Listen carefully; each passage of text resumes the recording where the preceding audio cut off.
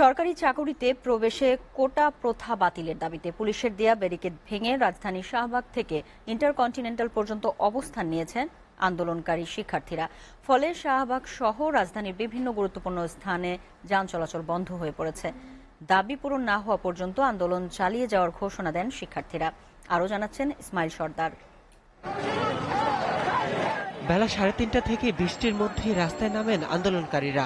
ঢাকা বিশ্ববিদ্যালয়ের বিভিন্ন হল থেকে মিছিল নিয়ে শাহবাগে আসতে থাকেন। এ সময় তাদের বাধা দিতে ব্যারিকেড দেয় পুলিশ।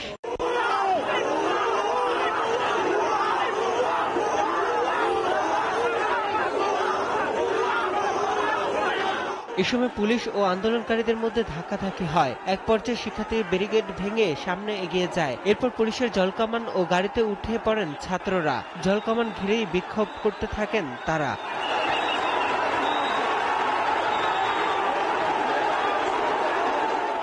বিকাল 5টা থেকে শাহবাগ মোড়ে বিভিন্ন স্থানে শিক্ষার্থীদের অবস্থান নিতে দেখা যায়। এ সময় শাহবাগ বাংলা মোটর সংলগ্ন রোডে যান চলাচল বন্ধ হয়ে যায়।